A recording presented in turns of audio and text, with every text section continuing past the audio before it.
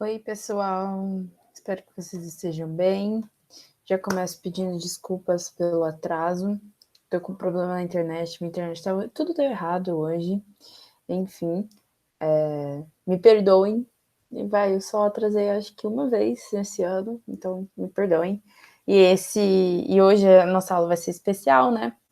A gente vai falar de América Latina do século XX, que não é um assunto normal, né? Quando a gente fala da história do Brasil, a gente não pensa em estudar Peru, Argentina, Chile, mas o que acontece é que vocês sabem que história do Brasil aqui no Arcadas também acaba passando na América Espanhola, né? Eu passei para vocês no período de revisão, também passei para os alunos matriculados desde o início do ano. E aí é legal dar esse desfechamento. A gente começou a passar a América Espanhola porque caía muito na FUVEST, principalmente. Acho que eu já vi algumas questões do Enem, não é 100%, e a maior parte das questões que caem são interpretativas, não demandam tanto conhecimento, mas na FUVEST ela cai sim, e é legal saber, principalmente para a segunda fase, mais ainda, sabe? Primeira fase a gente pode deixar de lado, fazer um chute, mas agora para a segunda fase a gente tem que responder dissertativamente, então é legal que vocês saibam pelo menos um pouco. Como a gente aqui vai estar falando de um século inteiro, de vários países, várias vivências, com várias especificidades, é óbvio que nada aqui vai ser absoluto. A gente vai tentar generalizar tudo e tentar mostrar para vocês o quanto foi algo comum. Então eu sinto que uma coisa que pode ajudar vocês é a associação com o Brasil. Vocês vão ver que várias coisas que eu vou citar aqui, elas aconteceram também no Brasil. Então, sabe, não tentem separar a história do Brasil de América Latina no século XX, porque boa parte das coisas que a gente viu em República Oligárquica, Getúlio Vargas, ditadura militar, que vocês acabaram de ver, vão se encontrar aqui também, ok? Então, vamos começar. Primeira coisa que a gente tem que estabelecer para que vocês possam entender o ritmo da aula e até entender a aula de ditadura militar é que eu comentei bastante da intervenção dos Estados Unidos nos outros países da América Latina, né, dos outros países da América em geral. E de onde vem isso? Por que vem isso? Eu acho que vocês viram isso um pouco na aula de atualidades, de história geral. Algumas aulas de geografia podem ter tocado nesse assunto, que são algumas políticas, mas eu vou dar, né, pelo menos uma recapitulada para que vocês entendam certinho como aconteceu e como que vai se dar essa intervenção na América Latina em geral. A gente tem o início do imperialismo lá para o século XX mesmo, mas também conta com seus antecedentes. Então, a gente tem a doutrina Monroe, que é uma doutrina fundada em 1823. Essas doutrinas políticas, elas surgem de acordo com cada presidente. Essa doutrina vai surgir lá em 1823, meio com um pensamento de América para os americanos. Porque eles não queriam interferência nenhuma da Europa, né? Então a Europa sempre teve um grande domínio sobre os outros países, especialmente quando a gente conversa de colonialismo, e essa doutrina ela surge para dar uma parada nisso. Quais são os fatores do imperialismo? Eles queriam e tinham uma maior expansão industrial após a Guerra de Secessão. Então, vocês viram que nos Estados Unidos eles se tornaram independentes e tal, da Inglaterra, e aí eles entraram em guerra, né, que envolvia o fim da escravidão. As colônias do Norte queriam o fim, as colônias do Sul queriam continuar. As duas tinham modos de produção extremamente diferentes, né? As do Norte eram mais independentes, pequenas propriedades, as do Sul já eram maiores, dependiam e gostavam mais do sistema de produção de trabalho escravista. E vai rolar a Guerra de Secessão. Quando acaba e as colônias do Norte ganham, vai surgir um desejo por uma expansão industrial, né? Que vocês estão vendo que está surgindo na Inglaterra, está influenciando outros países da Europa, e é óbvio que os Estados Unidos queria acompanhar esse ritmo que estava acontecendo lá na Europa. Então, eles vão ter o desejo dessa maior expansão industrial. Quando você tem uma maior expansão industrial, você tem uma maior produção de produtos. E aí você precisa que outros povos, né, que não só preencham, não cabem só dentro do seu país, você precisa que outros povos consigam comprar, adquirir seus produtos que você está produzindo na expansão industrial. Capitalismo monopolista, então a gente fala de concentração de empresas lá nos Estados Unidos, trusts, holdings, cartéis, esse tipo de coisa que faz esse desejo pela intervenção nos países da América Latina, e aumento da produção, como a gente está comentando antes. Esses dois são meio que uma conclusão do aumento da produção, que é a procura de novos mercados consumidores. Eu acho que esse raciocínio já é um pouco semelhante para vocês também, que, por exemplo, viram neocolonialismo, que, assim, quando a gente fala, né, acho que às vezes a gente pensa, putz, Portugal, França, Alemanha acabaram entrando numa época imperialista e acabaram aplicando o neocolonialismo, então colonizando terras lá na África, logo após, se eu não me engano, a Primeira Guerra Mundial, perdão se eu errar. Mas, enfim, vocês acham que os Estados Unidos vai ficar assim, não vai fazer nada? Não teve imperialismo nos Estados Unidos? De forma nenhuma, assim, é o contrário. Houve imperialismo nos Estados Unidos, eles só nunca, vamos dizer, né, colonizaram as terras, mas eles iniciaram essa política de domínio territorial, econômico e cultural deles mesmos sobre a América Latina. Tem três coisas principais, assim. Ainda tem mais um que eu anotei aqui, que deixa eu procurar, é a Aliança para o Progresso, que vai ser a última. Mas a gente começa com a Guerra Hispano-Americana. A Guerra Hispano-Americana é uma guerra por parte eles que iniciam, né, os Estados Unidos iniciam contra a Espanha em 1898.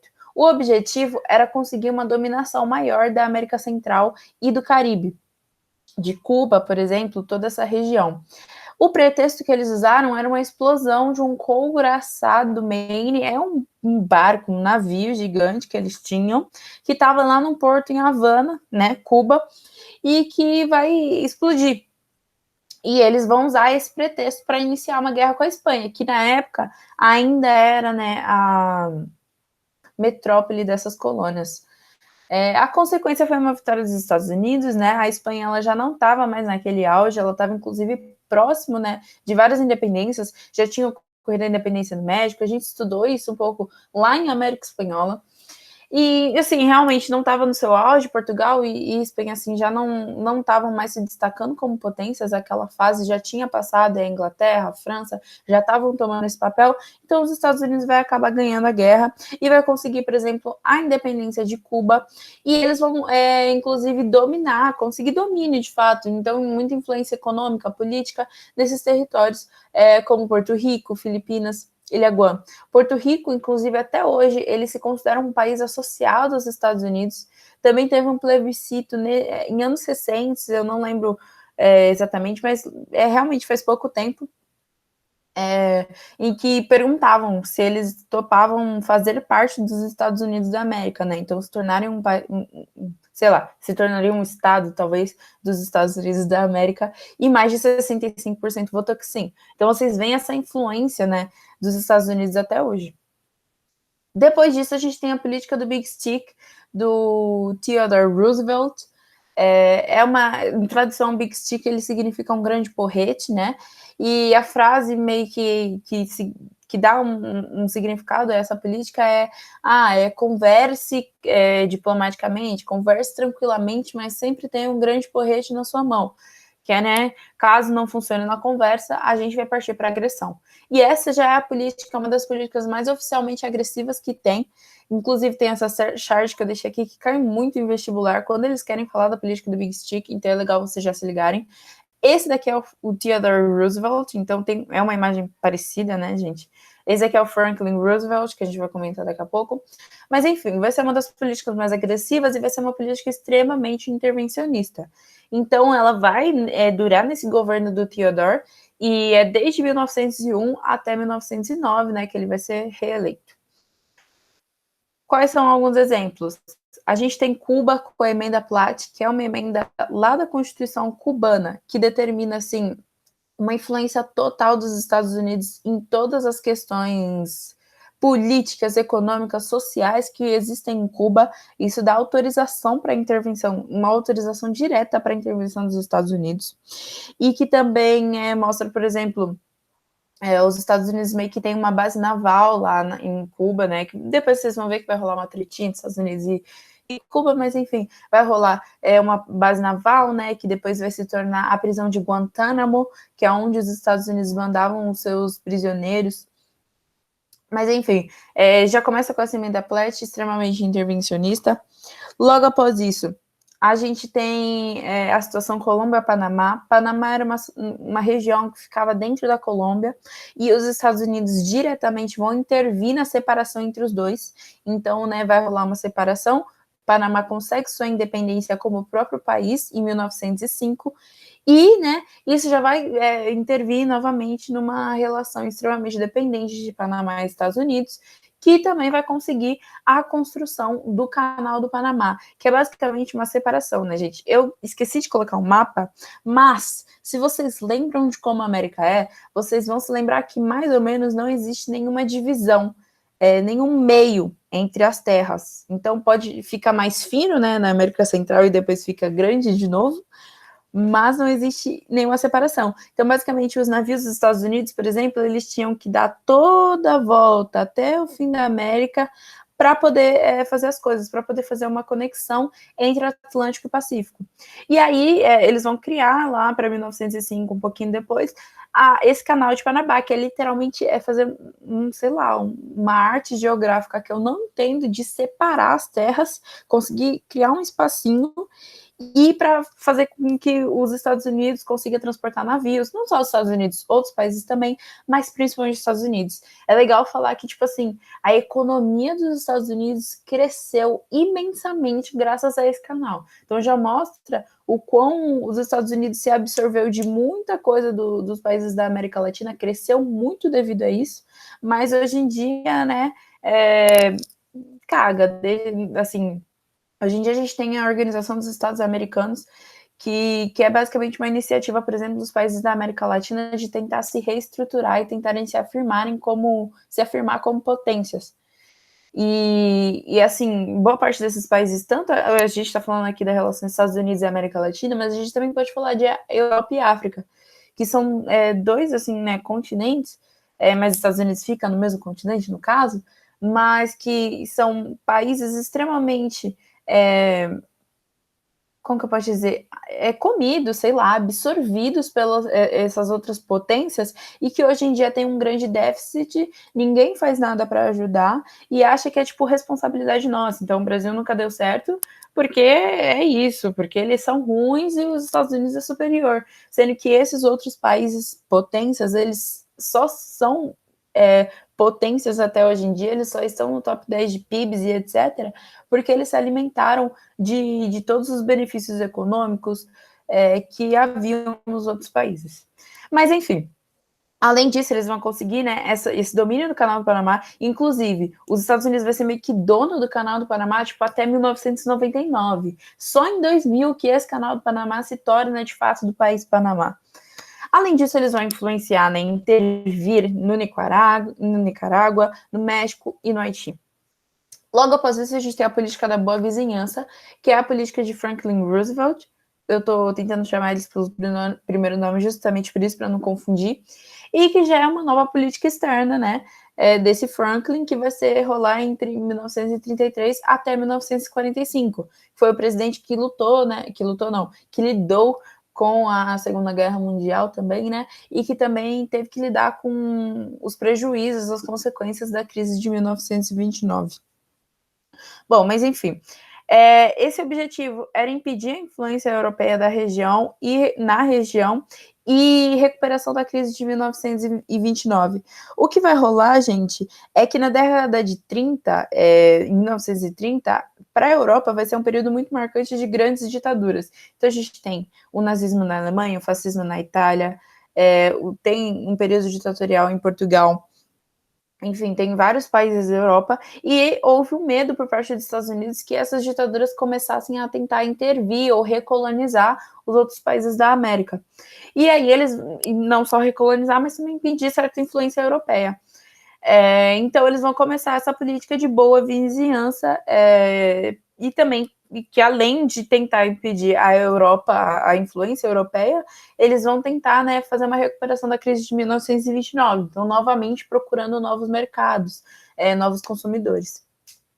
Quais são as características? Fim do intervencionismo. Então, o que acontece aqui? Eu quero deixar claro que aqui a gente não pode falar que é um fim da característica intervencionista que os Estados Unidos têm e que permanece até hoje.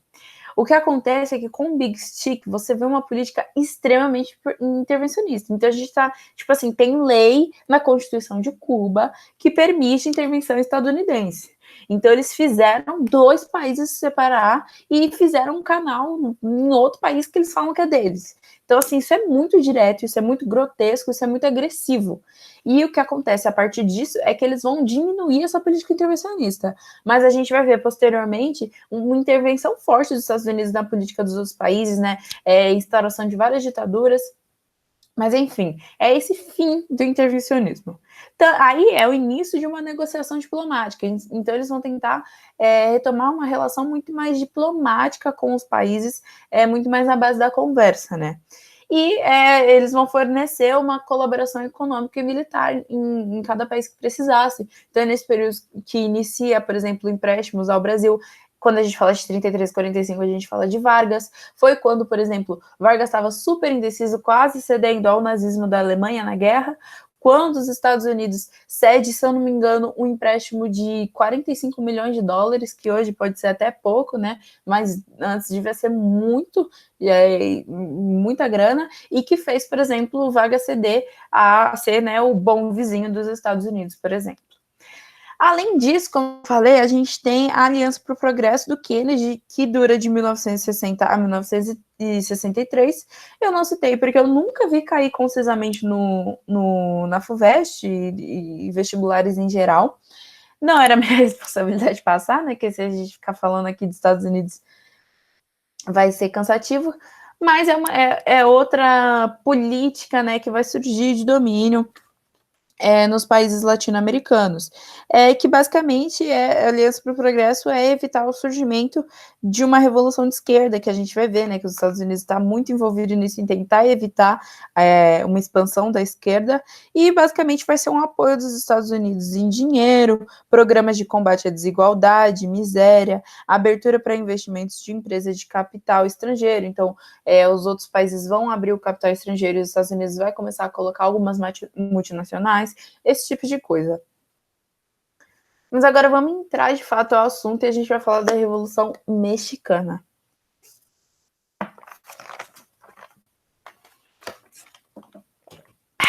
Perdão, gente. O que vai acontecer? A Revolução Mexicana, ela já é bem, assim, eu não quero que vocês juntem com populismo e ditadura, porque ela é algo que acontece já no início do século XX. Quando a gente fala em revolução, a gente fala automaticamente em transformação. E quando, né, a gente está falando no México, então é uma transformação, né, lá no país que vai ter um caráter popular e que vai envolver muito a luta de terra. Então, a gente fala, né, daquela questão agrária, daquele conflito agrário que gera desigualdade nas mãos da elite. Então, né, isso, por exemplo, é o que a gente vê muito no Brasil e que acontece em outros países, que é essa situação em que a terra vai ficar nas mãos das elites e nas mãos da elite e vai gerar, portanto, desigualdade. Como que começa a Revolução Mexicana? Ela inicia lá pela ditadura do Porfírio Dias, que também é chamada de porfiriato, né? Lá em 1876, vocês veem que é algo antigo, assim, o processo revolucionário se inicia em 1910, então por isso que a gente fala que é no início do século XX. Mas tem razões para que cheguem a esse momento, né? Então, 1876 a 1908 tem a ditadura desse cara, que era extremamente autoritário, centralizador. Ele tinha uma frase, assim, que era: México, tão longe de Deus e tão perto dos Estados Unidos, né? Que acho que se a gente fizer uma relação de antagonismo, né, ele tá falando que tá tão longe de Deus e tá tão perto dos Estados Unidos, os Estados Unidos seria que meio que o inferno, né? Mas enfim, ele vai ser extremamente autoritário e centralizador. Ele vai, apesar da frase, ele tem um aumento do capital estrangeiro, com benefícios a empresas dos Estados Unidos. Ele vai iniciar uma manutenção dos latifúndios, no sentido que ele vai exigir, né, o título de posse. Acho que, se eu não me engano, é nesse período, ou logo após, que tem a lei dos baldios, que a lei dos baldios é a mesma coisa que a lei de terras aqui no Brasil. Vocês veem como as coisas similares? Quando a gente fala dessa lei dos baldios e dessa lei de terra, são leis que desenvolvem o conceito de que a terra ela não pode mais ser doada repassada, ela tinha que ser algo agora comercializado, então você só poderia adquirir a terra através de dinheiro, através da moeda. Então, além dessa lei do Badi, vai ter a exigência do título de posse, confisco de terras indígenas. Aqui a gente fala de terras indígenas como uma generalização, que a gente está falando dos regidos, ou ejidos, aportuguesadamente, que são terras de posse comum, de posse geral. Então, posse coletiva, por exemplo. Então, todo mundo poderia utilizar daquele território, daquela terra. Enfim, ele vai confiscar, né, essas terras, né, os ejidos, eles existem há muito tempo, e nesse momento vai haver um confisco deles, e vem aos latifundiários. Então, esses territórios, né, que eram consideravelmente grandes, agora vão ser repassados aos latifundiários. E como eu falei, os ejidos que sobram, eles vão ser controlados pelo Estado ditatorial. Aí, em 1910 a 1911, surge o processo revolucionário. O Dias, ele vai convocar eleições, e ele vai prender o liberal Francisco Madeiro. Existiam várias resistências já na época, resistência anarquista, marxista, e tinha a liberal. O Francisco Madeiro era um liberal que irritava muito o Dias. E assim, vocês pensam, putz, ele vai convocar eleições, ele vai acabar com a ditadura? Acontece que Dias, ele sempre, de vez em quando, convocava uma eleição. Só que ele era o único candidato, então ele sempre ganhava. E esse ano era um ano que ele, mais uma vez, ia fazer isso. Ele foi convocar as eleições e ele aproveitou para prender também esse liberal que estava desagradando ele. Só que o que acontece é que o Madeiro vai fugir, e ele vai ir para os Estados Unidos e ele vai conclamar uma revolução para derrubar o Porfírio. O Madeiro, ele vai receber apoio popular de dois nomes, dois líderes revolucionários. Perdão, gente, que é o Pancho Villa, que tinha grande influência no norte do México, e o Emiliano Zapata, que tinha grande influência no sul.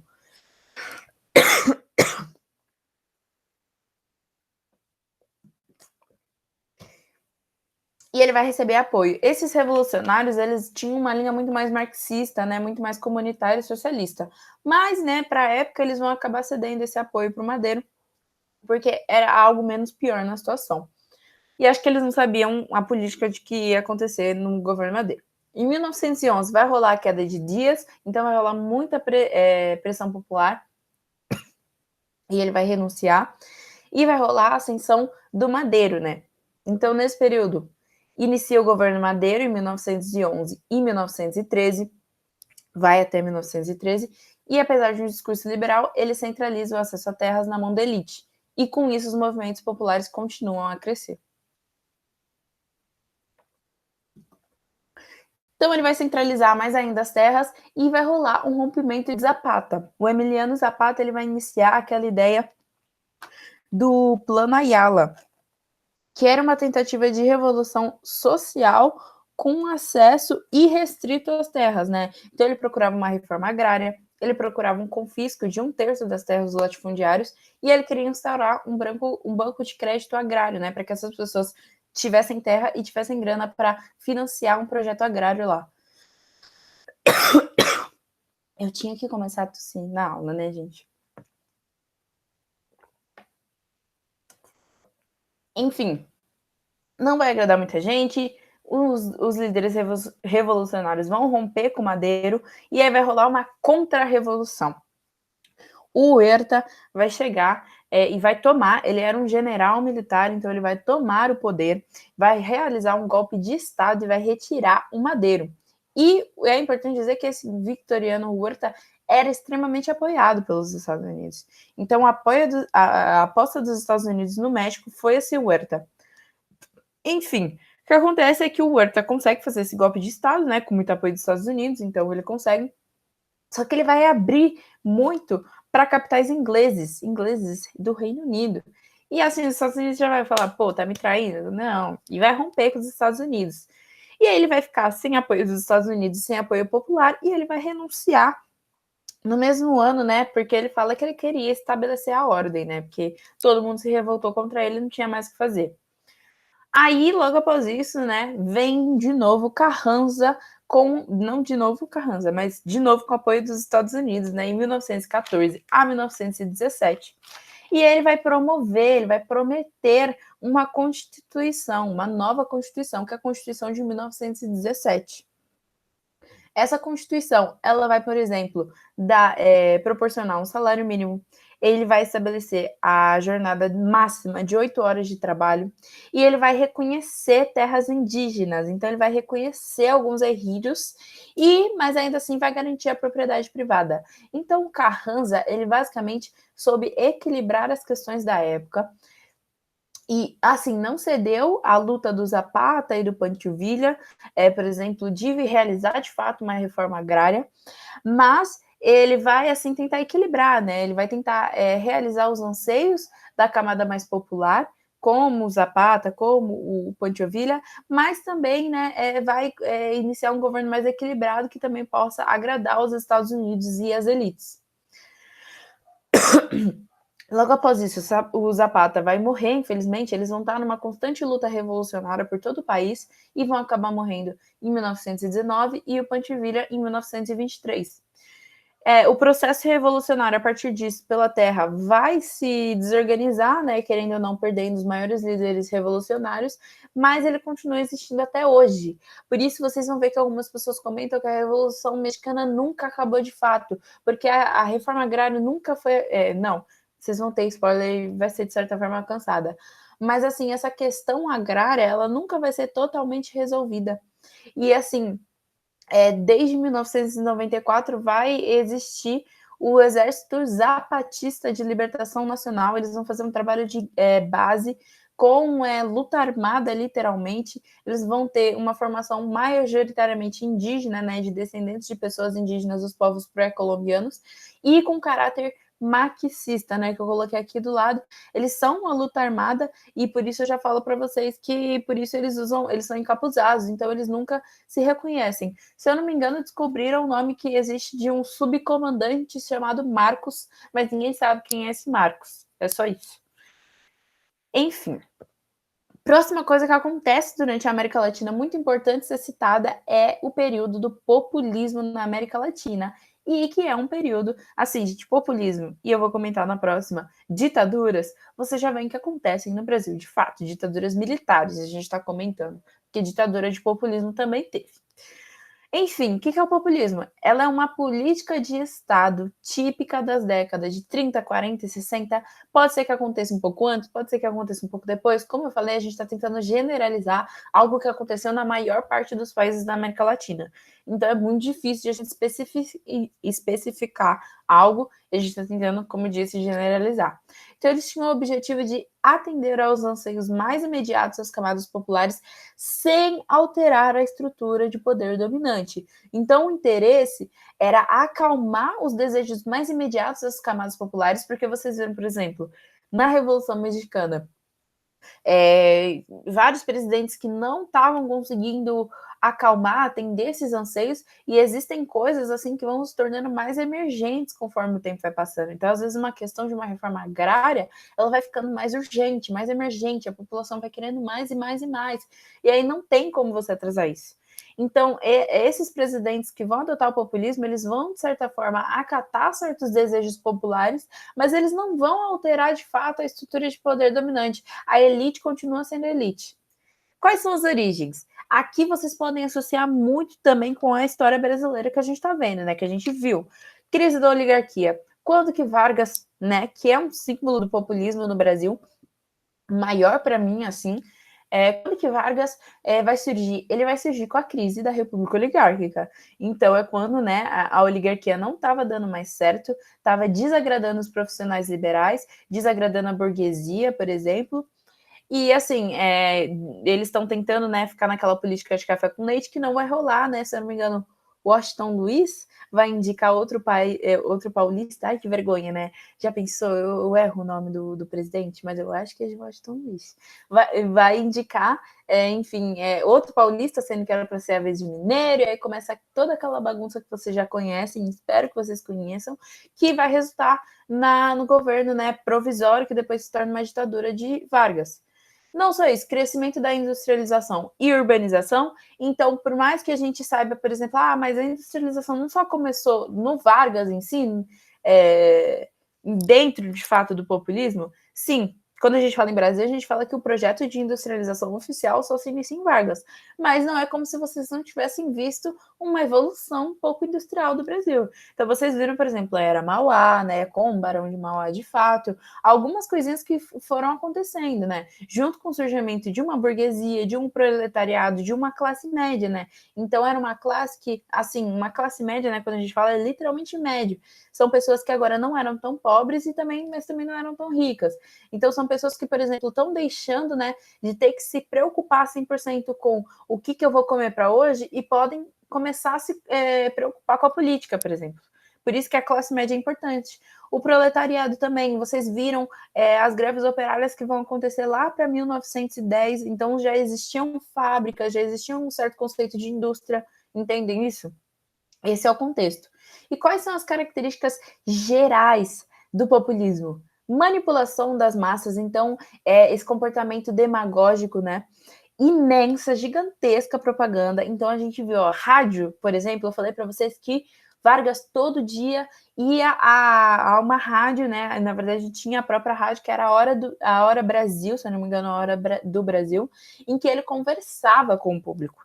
Desfiles, então vão ocorrer vários desfiles. O Vargas, que começa a promover o carnaval dentro do Brasil, e material didático. Então, eu coloquei aqui algo que pode cair em vestibulares, falando justamente de populismo, que é essa cartilha que eu mostrei para vocês de Vargas, caiu no Enem, mas que muita gente também usa para comparar com o do Perón. O Perón vai ser o grande símbolo populista da Argentina. E ele também fez o mesmo tipo. Inclusive, Perón tinha ótimas relações com Vargas. Tem fofocas de corrupção, dizem que o Perón, ele meio que não podia doar dinheiro, porque, né, ia ser muito óbvio, então ele doou uma boa quantidade de algo que as empresas estatais dele produziam para o Vargas, enfim. Mas, enfim, eles tinham uma boa relação, e vocês veem essa similaridade? Então, existia também uma grande produção de material didático, principalmente para crianças, né? A gente tem um culto à personalidade, né? Então vocês viram, por exemplo, Vargas, assim, todo mundo amava quem era Vargas, a pessoa de Vargas. Quando ele morre, né? Sujo, não, quando ele morre, antes mesmo disso, tem o queremismo, né? Queremos Vargas. Então, assim, é uma personalidade que, assim, a gente ama o Vargas. E não é como se fosse só a política dele, é a pessoa que é o Vargas. Ele em maioria são líderes carismáticos, né, com certeza, então são líderes, né, que para você ter culto à personalidade, a gente tem que gostar. Assim, Perón, por exemplo, é casado com uma mulher chamada Eva Perón, ou Evita Perón, que, assim, vai mobilizar muitas pessoas, vai realmente tocar muitas pessoas. Ela era conhecida como rainha dos descamisados.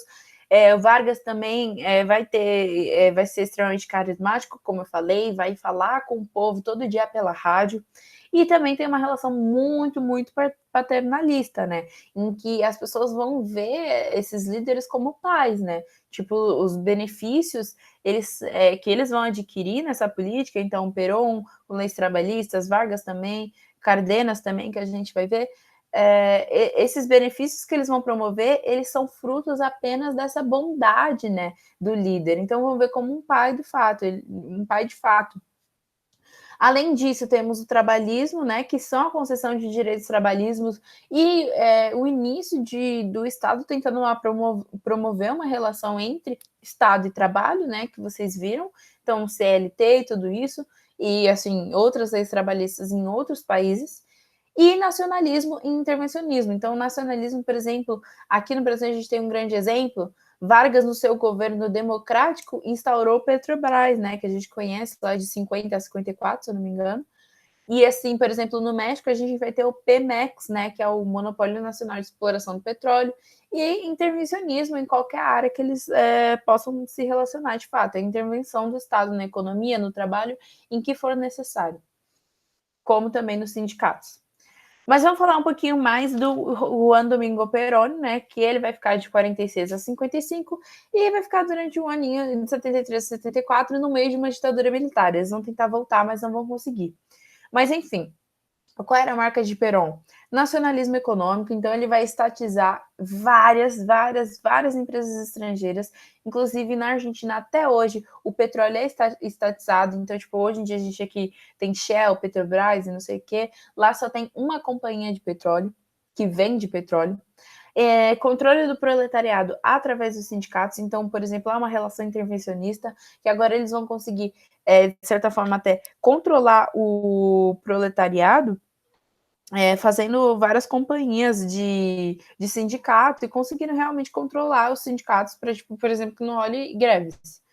Promoção de um salário mínimo e um 13º salário, né? Eles não tinham, de fato, uma companhia, né, petrolífera, um monopólio nacional de exploração do petróleo, mas eles tinham, por exemplo, a própria Companhia Aérea Nacional. E ao invés de, por exemplo, fortalecer a indústria de base, como aconteceu com Vargas, eles vão fortalecer a indústria têxtil e alimentícia. E vai ser um governo, obviamente, autoritário, com juízes afastados, professores universitários demitidos, censura, por exemplo, havia uma determinação de Perón que as rádios tocassem no mínimo, na verdade, 50% de músicas tradicionais argentinas, então 50% que tocasse na rádio tinha que ser tradicionalmente argentina, e intensa propaganda política, como vocês estão vendo, né? Eles vão soltar vários materiais didáticos, várias comunicações através de rádio, vai ser um governo extremamente comunicativo de fato. Além disso, a gente tem o governo de Lázaro Cárdenas, de 1934 a 1940, que é o governo mexicano, não coloquei aí, mas eles é o populismo no México, que fala da intervenção do Estado na economia. Eles vão surgir com um plano sexenal, que basicamente regulava, propunha essa intervenção do Estado. Eles vão iniciar uma reforma agrária, então, como eu falei, né, dando spoiler lá na aula passada, o México chega a ter uma, de fato, reforma agrária, que vocês vão ver que em vários países vai chegar muito perto. Vocês vão ver, não, mas enfim, estou falando agora. E no Brasil chegou muito perto, então a gente viu o Jango, né, tentando aplicar uma reforma agrária. É legal agora que eu falei, citar que, por exemplo, Vargas, eu falei isso nas aulas, que as leis trabalhistas que ele cria, que a consolidação, a CLT e tudo isso, eles são criados, mas eles não abrangem os trabalhadores do campo. Isso é um grande exemplo de atender aos anseios mais imediatos das camadas populares sem alterar a estrutura de poder dominante. Porque qual que é a maior elite simbólica da maioria dos países da América Latina e do Brasil? A elite agrária, né? A elite que a gente está falando que vive da agroexportação, dos latifúndios. E você alterar a estrutura de poder dominante é alterar as condições trabalhistas dos trabalhadores do campo. Porque as pessoas já não gostaram quando a gente acabou com a escravidão. Imagina o que aconteceria quando a gente desse direito aos trabalhadores do campo. Mas, enfim, voltando, o México vai ter uma reforma agrária humilde, mas vai ter. Aumento de obras públicas, então vão rolar mais obras realmente, às vezes é um museu, algo, estátua, algo do tipo, gente, mas é que basicamente é uma política para acabar com o desemprego, né? Porque quando você cria obras a serem feitas, você tem que contratar pessoas. Nacionalização das empresas estrangeiras, então as empresas que cuidavam de ferrovias, basicamente, que eram muitas dos Estados Unidos, agora vão ter que sair e vão ter que ser nacionalizadas. E, por exemplo, o Pemex, que eu citei antes, que é a Companhia de Petróleo Mexicana, que é o monopólio nacional de exploração do petróleo. Então, ninguém mais pode explorar o petróleo além do próprio México. Também controle dos sindicatos que eu falei, né? Que vocês veem que é uma atitude, uma medida importante para esses governos, né? Para meio que ter um controle do proletariado. Passando a época de populismo, a gente entra na época das ditaduras militares na América Latina. Eu acho legal que vocês vejam essa diferença quando a gente fala de ditaduras militares, civis militares, tanto faz, mas que são ditaduras implementadas por pessoas, pelas Forças Armadas, né? Que eu vou explicar um pouquinho mais, para que vocês não pensem, putz, mas Vargas não foi também uma ditadura? Perón também não foi uma ditadura? Foram, mas agora a gente está falando de âmbitos diferentes, apoios diferentes, políticas diferentes. E esse rito de ditaduras militares vai acontecer em toda a América Latina, com apoio direto ou indireto dos Estados Unidos. Como vocês viram antes, os Estados Unidos vai meio que tentar dar uma aproximada, né? Acho que, se eu não me engano, é a época da política da boa vizinhança. Só que isso não significa, né? A gente vê a Operação Brother Sam lá no Brasil e vão haver outras operações em toda a América Latina para promover essas ditaduras militares. Então, é meio que geral que a gente fala que houve um apoio direto ou indireto dos Estados Unidos a essas ditaduras. Quais são as origens? Crise do populismo, né, que a gente está comentando.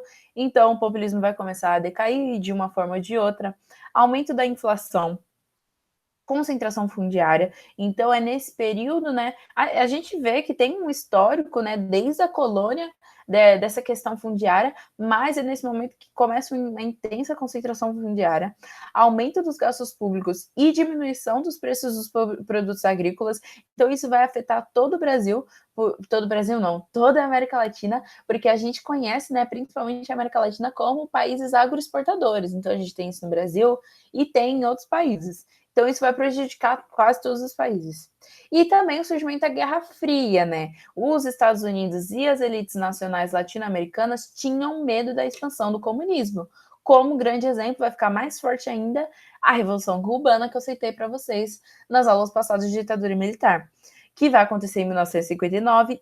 Em 1961, Cuba se torna um país socialista, de fato, assumidamente socialista.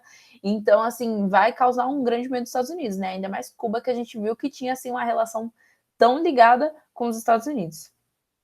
E aí, além dos Estados Unidos, as elites nacionais, né, de cada país vai começar a sentir vai sentir medo dessa expansão do comunismo, e para eles todos, o exército ele seria a salvação nacional, de fato. Então, as forças armadas seriam quem deveria salvar os países do comunismo. Vocês viram também que houveram marchas no Brasil a favor, né, acho que era a favor da família e dos cidadãos de bem, provavelmente, esse mesmo discurso que a gente ouve até hoje, e que basicamente confiava, né, falava que não queria que o Brasil virasse Cuba, que a gente ouve até hoje também.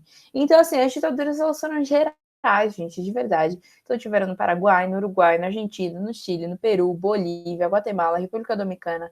Cada um teve sua especificidade? Teve. Tem ditadura que é extremamente diferente do que a gente vai generalizar agora. Mas, assim, Argentina e Chile caem bastante, assim, não bastante, mas das ditaduras que houveram, essas são uma das que mais caem em FUVEST, por exemplo, em vestibulares em geral. Então, a gente vai falar um pouquinho também da Argentina, né, que inicia em 1963, 1966 a 73, e né, vocês viram que 73 e 74 é uma tentativa de volta do peronismo que não vai rolar. E em 1976 a 83 se voltam a outra ditadura. A gente inicia essas ditaduras, esse período ditatorial na Argentina com uma crise do peronismo, né? Então, é uma política muito antiperonista, surgimento de grupos radicais, então, grupos radicais de esquerda, com várias crenças políticas, mas como exemplo a gente tem os Montenegros, que era justamente um grupo que apoiava o Perón, e aumento das forças conservadoras, que isso vai gerar em quase todos os países, que são forças armadas, Igreja Católica, que a gente pode pensar, pô, mas que eles vão se envolver com isso? Mas, por exemplo, o medo de um comunismo era um medo, por exemplo, de um fim de uma propriedade privada. O medo de um fim de uma propriedade privada, por exemplo, o medo das posses, da perda das posses de terra que vocês veem que a Igreja Católica possui. E dos empresários, né? Aí a gente conta com Ongania, ou Ongania, né, que tem um acento, que vai ficar de 66 a 73.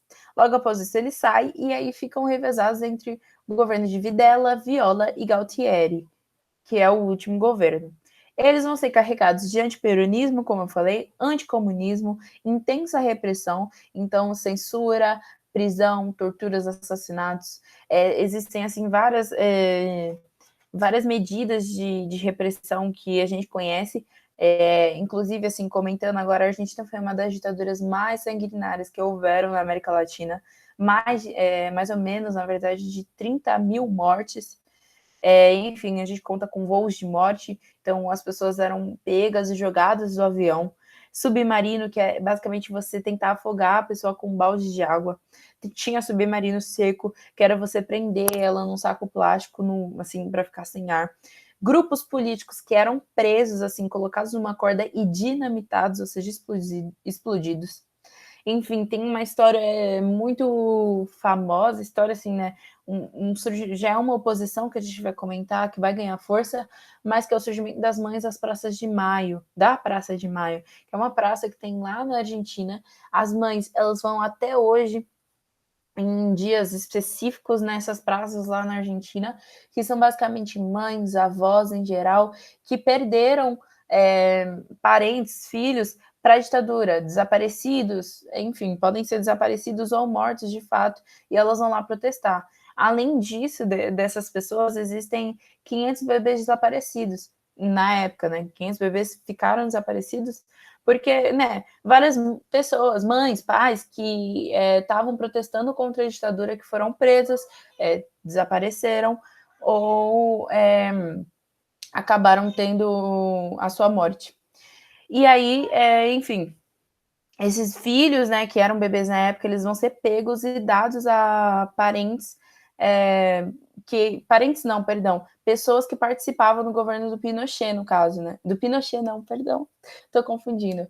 Mas bebês que eram da ditadura. Então, várias famílias que apoiavam o governo ditatorial em geral, eles vão acabar ficando com esses bebês e só depois, né, agora mais velhos, isso acontece até hoje, gente, mas agora mais velhos eles podem reencontrar a família.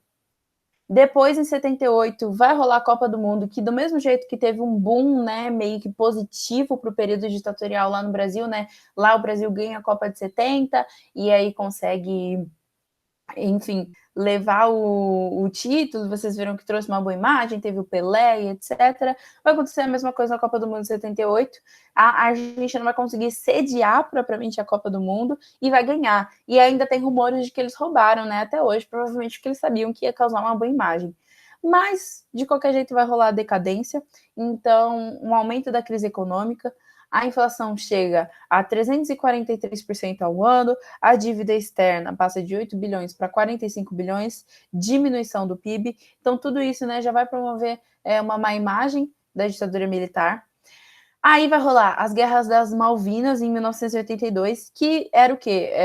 A Argentina, numa ideia genial do lado, né? O governo ditatorial vai pegar e vai falar: a gente está decaindo, vamos fazer uma guerra e ganhar. E foi basicamente isso. Existem, né, ilhas das Malvinas aqui no sul, lá para o sul, são ilhas perto da Argentina, de fato, que, assim, vão ser colonizadas lá no século XIX pela Inglaterra e vai continuar sendo da Inglaterra. Para a Inglaterra, eles chamavam de Falkland Islands. E agora, do nada, eles vão decidir tomar essas ilhas e vai ser uma guerra entre Argentina e Inglaterra. Vai durar 3 meses e vai rolar a vitória da Inglaterra, obviamente, né, gente? Acho que vocês já viram na história quanto de guerra que a Inglaterra fez parte, o quanto era uma potência militar, e é ainda, né? E a Inglaterra lá, né? E a Argentina lá, né? Pequena e tal. Então, assim, a Inglaterra vai ganhar com a morte de 258 ingleses e 649 argentinos. Ou seja, né? Querendo ou não, são poucos números comparados a guerras que a gente já viu, que são milhões, 1000, não sei o quê, mais para uma guerra pequena que foi naquelas ilhas, ainda assim, né, viu o quanto a Argentina deu pau, a Argentina não, a Inglaterra deu pau na Inglaterra.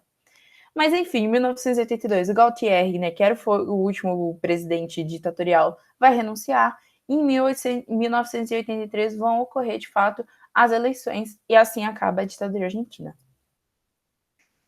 Aí a gente vai falar agora da ditadura do Chile, né? Que é algo que meio que pode até, gente, cair de atualidade, porque acho que vocês estão acompanhando o rolê que está tendo no Chile, né? Que agora as pessoas decidiram se revoltar com várias insatisfações que existem no Chile, né? É um país extremamente privatizado e que tem herança disso, né? De privatizações, de uma posição muito mais neoliberal, justamente por causa desse governo do Pinochet. Então, a gente precisa falar muito do antecedente para entender o que vai acontecer no Chile. O que aconteceu antes? A gente tinha um governo do Salvador Allende, ou Allende. Ele vai ficar de 1970 a 1973. O que acontece é que o Allende, ele era marxista, ele tinha contatos com Che Guevara e todo mundo, Fidel Castro e tudo isso, E só que assim, ele queria, né, fazer um Chile comunista, fazer um Chile socialista de fato, mas ele queria fazer isso através de vias democráticas. Então, tudo que ele fosse conquistar no Chile seria através de um ambiente democrático, né? Ele vai ser eleito, de fato, presidente pela Unidade Popular, e ele vai iniciar essa política, né, com nacionalização de empresas estrangeiras, estatização de indústrias, bancos e extração de cobre, que até hoje, né, a extração de cobre é um dos principais modos de lucro do Chile em geral.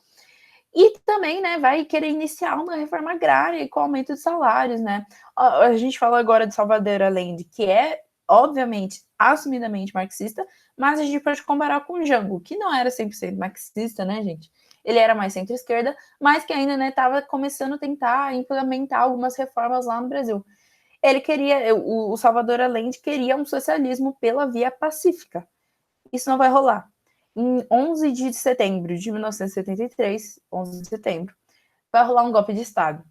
Oposição das elites econômicas do Chile, né, que a elite econômica capitalista nunca quer algo que dê ruim para eles, e dos Estados Unidos. Então, mais uma vez, intervenção direta dos Estados Unidos. Pinochet, que eu estava comentando antes, com apoio da CIA, vai instaurar um golpe brutal.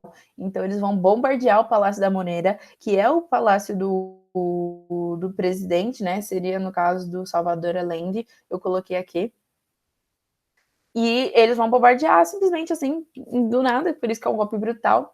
E o Allende vai tentar resistir, né? Ele, inclusive, tem uma história que ele vai resistir junto com uma AK-47, que era um presente do Fidel Castro, mas ele vai reconhecer a derrota e vai acabar se suicidando lá na hora.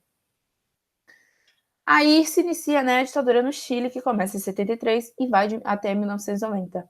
Características: abertura para o capital externo e para a privatização, então uma política muito mais neoliberal, né, que a gente vê que vai surgir nesse período. Enfim, até hoje, né, e espero que mude, por exemplo, eles não têm SUS, então todo o sistema de saúde é extremamente privatizado. Acho que a aposentadoria é algo muito irrisório, não existe praticamente. E assim, quando a gente fala, pelo menos para mim, né, de uma política neoliberal, a gente fala de um aumento das desigualdades sociais. Além disso, repressão, né, dos direitos civis, com prisões, torturas, assassinatos. Acho que, se eu não me engano, mais ou menos 5 mil pessoas vão morrer por causa da ditadura. E, enfim, é uma ditadura que vai durar muito tempo. E que o que eu vejo no Chile, gente, estudando até hoje, é que é um país que é extremamente herdeiro da ditadura, no sentido de que eles são até com um comportamento muito mais, como se eles fossem muito mais reprimidos e tal. E assim, como vocês veem, dura de 1973 até 1990, é um período grande. E assim, na década de 80 vai iniciar o enfraquecimento, o próprio Pinochet vai fazer um plebiscito em 88, perguntando: você quer continuar com a ditadura ou você quer o fim? E a maioria vai ser a favor do fim da ditadura de fato. Então, em 1989, ele vai pleitear as eleições e em 1990 o Patrício se torna o novo presidente. Só que uma coisa que continua até hoje, por exemplo, que eu acho que vocês sabem, é que foi a Constituição. A Constituição da ditadura nunca foi mudada e permaneceu até os tempos atuais, e que foi, por exemplo, uma das maiores medidas, motivos de revolução que está acontecendo lá no Chile, né? Que eu até coloquei. Nueva Constituição, não sei falar espanhol, ou nada. Última que a gente vai falar é só para citar um exemplo de uma ditadura peculiar, que é a ditadura que vai acontecer no Peru com a Juan Velasco, de 1968 a 1980, só que vai ser uma ditadura diferente, porque o Peru era um país extremamente agrário antes. Eu sei que a gente está falando que todos os outros países tinham uma posição a favor, né, dessa coisa agrária, queriam ser, ainda eram agroexportadores, mas o Peru era demais, ainda não tinha avançado completamente.